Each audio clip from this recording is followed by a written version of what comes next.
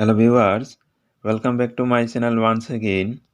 Viewers, JRBT group D multitasking staff viva ইন্টারভিউতে কেউ সহজ কোয়েকশন আবার কেউ অনেক কঠিন কোয়েকশন করেছে। অর্থাৎ কাকে সহজ কাকে কঠিন কোয়েকশন করবে কেউই বলতে পারবে না। কিছু কোয়েকশন বারবার রিপিট করে জিজ্ঞেস করা হচ্ছে এবং আরও কিছু নতুন কোয়েকশনও করেছে ক্যান্ডিডেটদের। ভিউয়ার্স, তাই তোমরা ভালো করে সবাই প্রিপারেশন নেবেন ভাইভা ইন্টারভিউয়ের জন্য, কোনো অবহেলা করবেন না। একটা কথা সবসময় মনে রাখবেন, জীবনে এই সুযোগ আর বারবার নাও আসতে পারে। এই সুযোগটি তোমরা কেউই হাতছাড়া করবে না। Viewers, JRBT multitasking staff viva ইন্টারভিউতে কি কোয়েকশন জিজ্ঞেস করা হয়েছে আমি যতটুকু পারছি কোয়েকশনগুলি সংগ্রহ করে ভিডিও বানিয়েছি। যেদিন থেকে ইন্টারভিউ শুরু হয়েছে অর্থাৎ 1 ডিসেম্বর থেকে এখন পর্যন্ত এবং প্রত্যেক দিন নতুন আরও কি কোয়েকশন করা হয়েছে সেগুলি নিয়েও আলোচনা করছি। ভিউয়ার্স, তোমাদের কাছে আমার একটি অনুরোধ থাকবে, যারা ইন্টারভিউ দিয়েছেন তোমরা স্ক্রিনে দেওয়া হোয়াটসঅ্যাপ নম্বরে কি জিজ্ঞেস করা হয়েছে তোমাদের সেগুলি লিখে পাঠাবে। ভিউয়ার্স, তাহলে দেরি না করে আমরা আজ অর্থাৎ 14 December 2023 JRBT group D multitasking ইন্টারভিউতে যে কোয়েকশনগুলি জিজ্ঞেস করা হয়েছে সে সম্পর্কে জেনে নেব। ভিউয়ার্স, আমি আগেই বলেছি কোয়েকশনগুলি কিন্তু বারবার রিপিট হচ্ছে। সেই রিপিটেড কোয়েকশনগুলি নিয়ে আমরা আর আলোচনা করব না, কেননা আমরা এর প্রিভিয়াস ভিডিওগুলিতে সেই কোয়েকশনগুলি নিয়ে আলোচনা করেছি। আজকে যে কোয়েকশনগুলি করা হয়েছে সেই কোয়েকশনগুলি হচ্ছে, টিটিএডিসি এর সদর দপ্তর কোথায়? এর উত্তর হবে খুমুলুং রাধাপুর। এরপরের প্রশ্ন, রাজ্যপাল দ্বারা ত্রিপুরা রাজ্যের এডিসিতে মনোনীত সদস্য সংখ্যা কতজন? এর উত্তর হবে 2 জন। এরপরের প্রশ্ন, ভারতের কোন রাজ্যে সবচেয়ে জনঘনত্ব কম? এর উত্তর হবে অরুণাচল প্রদেশ।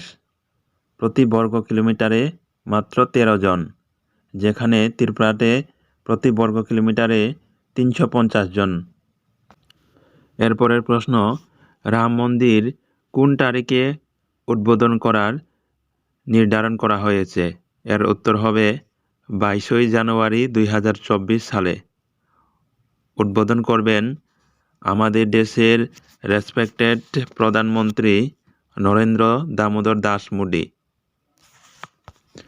এরপরের প্রশ্ন, ভারতের প্রথম মহিলা প্রধানমন্ত্রীর নাম কি?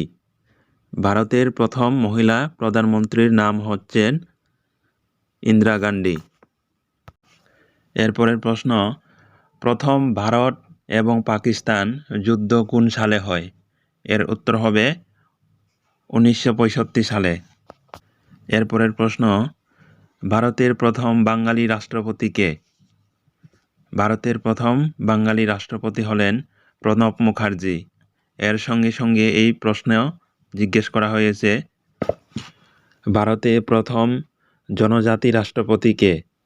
এর উত্তর হবে বর্তমান রাষ্ট্রপতি, যার নাম হচ্ছে দ্রৌপদী মুর্মু।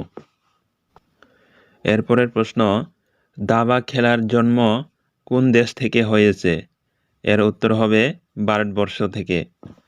এরপরের প্রশ্ন, কোন রাজ্যকে ভারতের গোলাপি শহর বলা হয়? আমাদের সবারই জানা রয়েছে এর উত্তর, জয়পুরকে ভারতের গোলাপি শহর বলা হয়ে থাকে। এরপরে জিজ্ঞেস করা হয়েছে, মহাত্মা গান্ধীকে কে হত্যা করেছেন? তার নাম কি? মহাত্মা গান্ধীকে যে হত্যা করেছেন তিনি হচ্ছেন নাথুরাম গডসে। এরপরের প্রশ্ন, গীতায় মোট অধ্যায় কয়টি? এর উত্তর হবে 18টি। ভারত এবং ইন্ডিয়া নামের উৎপত্তি কোথায় থেকে হয়েছে? এর উত্তর হবে সম্ভবত পুরাণের বড় রাজার নামে আমাদের দেশের নাম ভারত হয়েছে। এরপরে ইন্ডিয়া নামের উৎপত্তি হচ্ছে প্রাচীনকালে গ্রিকরা এই দেশের অর্থাৎ আমাদের ভারতবর্ষকে নাম দিয়েছিল ইন্ডিয়া। সম্ভবত ইন্দাস অর্থাৎ সিন্ধু থেকে এই নামের উৎপত্তি হয়েছে। বর্তমানে আমাদের দেশ ইন্ডিয়া, ভারত এবং হিন্দুস্তান নামেও পরিচিত। এরপরের প্রশ্ন, ভারতের বর্তমানে কয়টি রাজ্য এবং কয়টি কেন্দ্রশাসিত অঞ্চল রয়েছে? এর উত্তর ভিউয়ার সবারই জানা রয়েছে। বর্তমানে ভারতবর্ষে 28টি রাজ্য এবং 8টি কেন্দ্রশাসিত অঞ্চল রয়েছে। এরপরের প্রশ্ন জিজ্ঞেস করা হয়েছে, আয়তনের দিক দিয়ে ভারত পৃথিবীর মধ্যে কততম স্থানে রয়েছে? এর উত্তর হবে, আয়তনের দিক থেকে ভারত পৃথিবীর 7ম স্থানে রয়েছে। এরপরের প্রশ্ন, ত্রিপুরা রাজ্যের শেষ রাজার নাম কি? এর উত্তর হয়ে যাবে মহারাজা বীরবিক্রম কিশোর মাণিক্য। এরপরের প্রশ্ন, ত্রিপুরার বিধানসভার ভবন কোথায় অবস্থিত? এর উত্তর হবে, ত্রিপুরার বিধানসভার ভবনটি নিউ ক্যাপিটাল কমপ্লেক্সে অবস্থিত। এরপরের প্রশ্ন, নীরমহলের কয়টি কক্ষ রয়েছে? এর উত্তর হবে 24টি কক্ষ। এরপরে জিজ্ঞেস করা হয়েছে, মুখ্যমন্ত্রীকে কে নিয়োগ করেন? এর উত্তর হবে, মুখ্যমন্ত্রীকে রাজ্যপাল নিয়োগ করে থাকে। এরপরের প্রশ্ন খুবই গুরুত্বপূর্ণ, ত্রিপুরায় কতবার রাষ্ট্রপতি শাসন জারি করা হয়েছে? ত্রিপুরায় কতবার রাষ্ট্রপতি শাসন জারি করা হয়েছে? এর উত্তর হয়ে যাবে 3 বার। প্রথম রাষ্ট্রপতি শাসন জারি করা হয়েছিল 1972-এ, দ্বিতীয় রাষ্ট্রপতি শাসন জারি করা হয়েছিল 1977-78। এরপরে তৃতীয়বার রাষ্ট্রপতি শাসন জারি করা হয়েছিল ত্রিপুরা রাজ্যে 1993 সালে। এরপরের প্রশ্ন, WHO অনেকে সংক্ষেপে হু বলে থাকি। WHO এর পুরো নাম কি? WHO এর পুরো নাম হচ্ছে ওয়ার্ল্ড হেলথ অর্গানাইজেশন। এরপরের প্রশ্ন হচ্ছে, ভারতের কোন প্রধানমন্ত্রী বিদেশে মারা যায়? ভারতের কোন প্রধানমন্ত্রী বিদেশে মারা যায়? এর উত্তর হবে লাল বাহাদুর শাস্ত্রী। এরপরের প্রশ্ন, রাষ্ট্রপতিকে শপথ বাক্য পাঠ করান কে?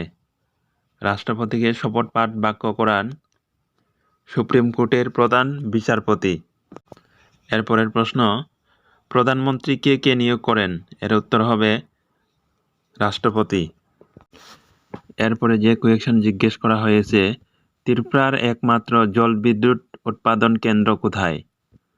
এর উত্তর হবে, ত্রিপুরার একমাত্র জলবিদ্যুৎ উৎপাদন কেন্দ্র হচ্ছে দুম্বুর জলপ্রপাত। এটি গন্ডাছড়াই মহকুমায় অবস্থিত। এরপরের প্রশ্ন জিজ্ঞেস করা হয়েছে, ত্রিপুরার উষ্ণতম ও শীতলতম মাসের নাম কি কি? ত্রিপুরার উষ্ণতম মাসের নাম হচ্ছে এপ্রিল মাস এবং শীতলতম মাসের নাম হচ্ছে জানুয়ারি মাস। এরপরের প্রশ্ন, ত্রিপুরা রাজ্যে বাইসন কোন অভয়ারণ্যে পাওয়া যায়? এর উত্তর হবে তৃষ্ণা অভয়ারণ্যে বাইসন পাওয়া যায়। এরপরের প্রশ্ন, বছরের দীর্ঘতম দিন কোনটি? এর উত্তর হবে 21শে জুন। এরপরের প্রশ্ন আমাদের সবারই জানা রয়েছে, খুব কমন প্রশ্ন, হিন্দু ধর্মের প্রধান গ্রন্থের নাম কি? এর উত্তর হবে গীতা। এরপরে ত্রিপুরার জেনারেল নলেজ থেকে একটি প্রশ্ন করা হয়েছে, সেই প্রশ্ন হচ্ছে, ত্রিপুরা রাজ্যের কোন নদীতে জোয়ার বাতা প্রবাহিত হয়? এর উত্তর হবে ফেনী নদীতে। এরপরের প্রশ্ন, ত্রিপুরা সুন্দরী মূর্তির পাশে মন্দিরের কোন মূর্তি রয়েছে? এর উত্তর হবে সুতমা মূর্তি। এরপরের প্রশ্ন, উমাকান্ত একাডেমির পূর্বের নাম কি? উমাকান্ত একাডেমির পূর্বের নাম ছিল আগরতলা হাই স্কুল। এরপরের প্রশ্ন, টিটিএডিসি নির্বাচনে কয়টি অসংরক্ষিত আসন রয়েছে? এর উত্তর হবে 3টি অসংরক্ষিত আসন।